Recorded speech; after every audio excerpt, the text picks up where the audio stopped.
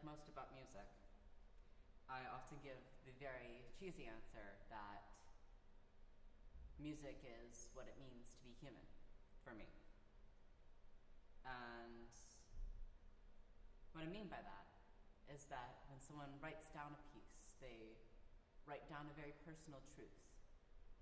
Music contains our innermost selves and our feelings and desires, but it's also a record of the people that are important to us, the places that we've been, and the cultures that we call home.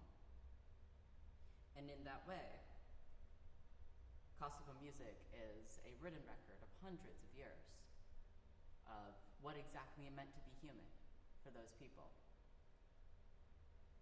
And my favorite thing about learning a new classical piece is that I get to discover the truth of the composer and work out how, in a performance, I can bring that truth along with my own truth onto stage and show that to people.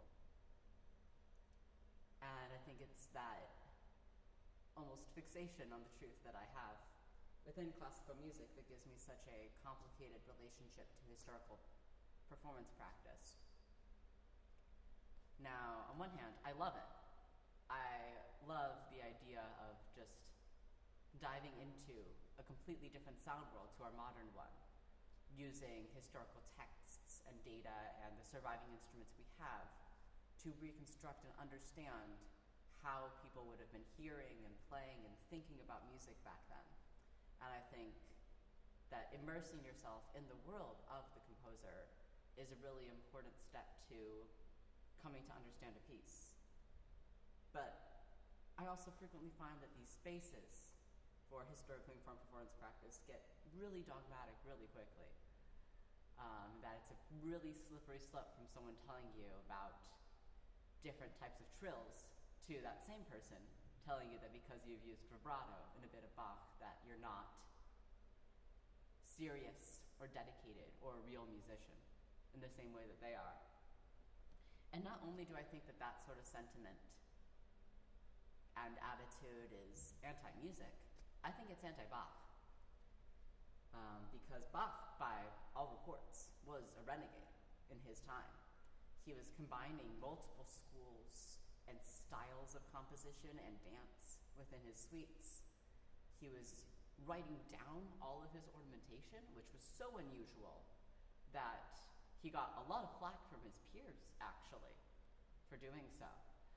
And when you take a look at his just larger compositional output and the demands he makes of players for that time and the ways that he breaks the very same harmonic rules that he was setting back in the Baroque era, you come to understand that Bach was not someone who valued rules above all else.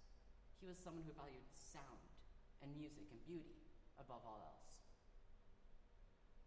And he saw what he did as a composer to be in service of music and in service of God. And I think that we don't do justice to Bach as a person and a composer and a performer if we just adhere to a little rule book that we've made based on how we believe people 500 more odd years ago would have been playing. And it's with that sentiment that I am going to play the Sarabande from his C major suite in a way that's maybe not historically accurate, but takes into account both my sense of Bach as a composer and a person, and my understanding of myself and what I see in a piece. And I hope you enjoy, regardless of how much or little vibrato I tend to use.